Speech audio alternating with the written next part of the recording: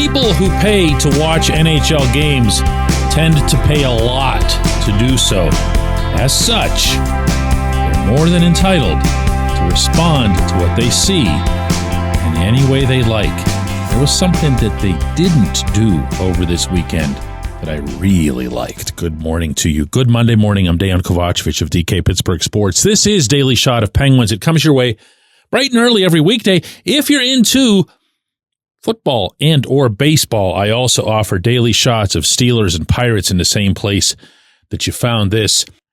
Rangers 5, Penguins 3 yesterday at PPG Paints Arena. The day before that, Capitals 8, Penguins 3.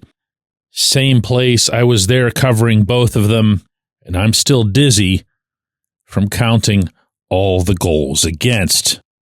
13 goals is a heck of a thing to give up in a span of about 27 hours, and both Alex Nedeljkovic and then Joel Blomqvist were absolutely abysmal. Through both games, regardless of any sort of situations or other circumstances, the goaltending was god-awful. Nowhere to run or hide from it, and to the credit of both Nedeljkovic and Blumquist, neither of them did. And how could you? But as anyone can attest who was inside that building over those 2 days, those two games, there couldn't have been a single boo to be heard. Not one. And that tells me so much about the hockey fan base in our city, because they were really giving it to a certain other goaltender earlier this season. Why don't they boo Ned? Easy. They know what Ned's done for them. They know how hard Ned works. They know Ned's going to bounce back because he always bounces back. And they know that these games wouldn't have had even mathematical relevance if it weren't for him. Very, very cool. Even when he was being replaced in mid-game by Blumquist against the Capitals, there wasn't a cheer. There wasn't anything. Nothing but respect. The kid comes in, doesn't really do any better against the Capitals, although I don't know how much that would have been worth if he had. And then proceeds to really, really, really struggle against the Rangers, giving up 4 goals on 15 shots, even as his teammates were just dominating the New York zone. And, ironically, being frustrated again and again by the other team's goaltender, Igor Shesterkin. So, essentially, what I'm going to share with you today is an echo of what I didn't hear over the weekend, which is, don't be burying Blumquist in particular, okay? Don't be burying him. Let's start with him. He's 22 years old. He had himself a day. He really did. He got scorched 4 times, all upstairs, 3 of them over the glove hand. That's hard to take for any goaltender. It's doubly hard when you're the singular reason that your team goes down. I asked him politely after the game if he was ready to answer questions on it. He said yes. I had 3 of them for him. These are those questions and his answers. Joel, tough day? Yeah, tough day. I thought our team played really well, so yeah, it's a tough loss. Was there anything, did it feel like they were picking on the glove side, shooting high on purpose? No, nothing that I was thinking about in the moment. Do you consider your glove to be a strong suit of your game? Yeah, I mean, every shot is different, so you need to play every situation different, so there's no real same shots. He wasn't shaking, he wasn't trembling, he wasn't anything. He might have looked nervous at times on the ice. I thought he did. A little bit of extra jitters and jump to his feet and so forth, but not afterward, not in that setting. I take that as a positive. I take that as a growth step. I don't want to see him sent back down. I want to see him have another one like this, and I want to see how he bounces back from this. Hey, listen, I don't know how much more obvious it can be to all concerned that this ain't going to happen in the standings anymore, okay? This team's not going to the playoffs. I wasn't sold on that going into the break. I'm sold on it now. So start making these people who matter better. He matters. I don't necessarily believe that Blumquist is the most talented prospect when it comes to this position in the organization, But that's only because my expectations, as well as way more importantly, people inside the team, are sky high for Sergey Murashov, the 20-year-old. That doesn't mean you crumple up Blumquist into a ball and say, get Murashov up here. I find it ridiculous that he's in Wheeling instead of Wilkes-Barre, but that's another subject. And by the way, the same thing applies to Ned.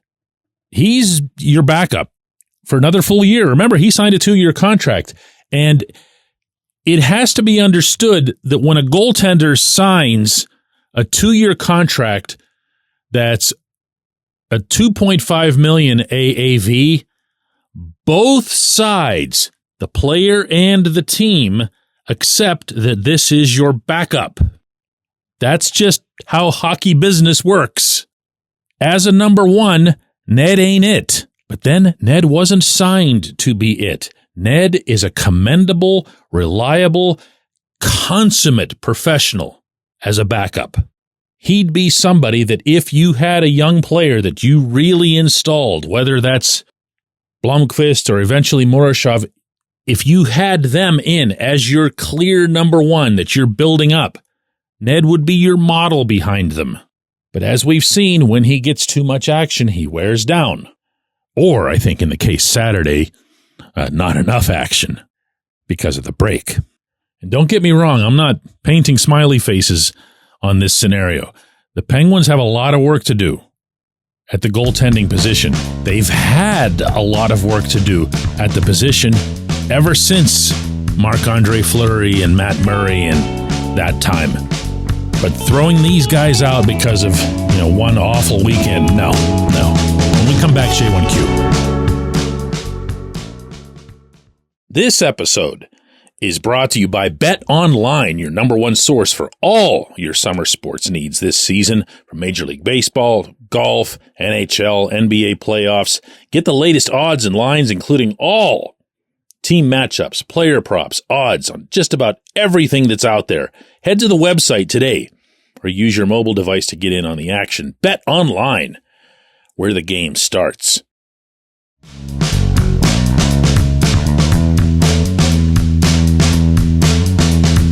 Today's J1Q comes from Carmen, who says, Dejan, am I crazy to think that Sergey Murashov could be the starting goaltender while Sid is still playing? If not next year, then maybe 2026-27. Everything that's been written about him, reported about him, makes me want to believe that Sergey could be a real star in this league. It should. It should, Carmen. His numbers as a teenager, even as a young teen in Russia, they're impeccable, and they're totally non-varying. Like every save percentage is 935, 940, something crazy like that. Every goals against average is sub 2. And here he is this year in Wheeling doing the same thing. And maybe more significantly to what I alluded to earlier, he made 6 starts for Wilkes-Barre Scranton. 6 AHL starts. Had a 1.99 goals against, a 934 save percentage, and just for fun, a shutout, and then still got sent back to Wheeling because they needed somewhere for Tristan Jarry to play, because they have Philip Larson, a guy there who's played well at times, came over from Sweden. I don't care. Whether you're in some sort of true rebuild or not, you always prioritize your top prospects. You say, where do I need this prospect to be right now? You make that decision, and then you make all your other various decisions after that one is in place. Now, Murashov is 20. He's going to turn 21 on the 1st of April. He only just arrived in North America last summer. So it's not like I'm going to be a dope here and pound the desk that he should be in Pittsburgh. I totally get why he'd be in the minor leagues in his very first year in this hemisphere. But Wheeling? Why? Again, the reasoning, and this has been what's been stated, by Kyle Dubas, by Jason Spezza, is that, well, he's got to get a lot of starts, and, we have a couple of guys in Wilkes-Barre, so we want to make sure he's staying busy, so he's in Wheeling. No! Get one of them out. Put him where he needs to be. Put him where he's challenged. Put him where maybe, just maybe, he can be accelerated.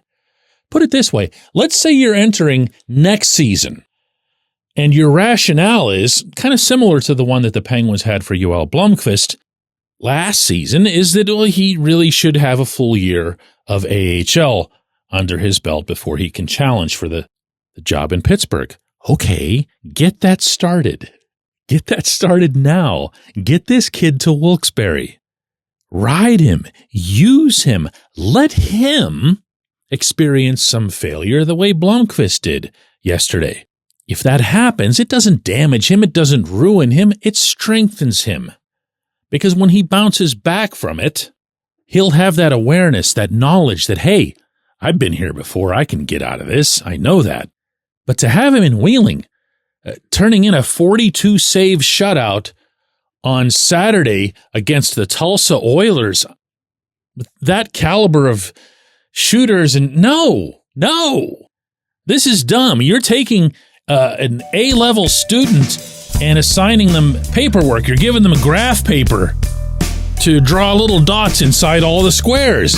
Get him to Wilkes-Barre, and then we can talk about his readiness. I appreciate the question. I appreciate everybody listening to Daily Shot of Penguins. We'll be back with another one of these tomorrow.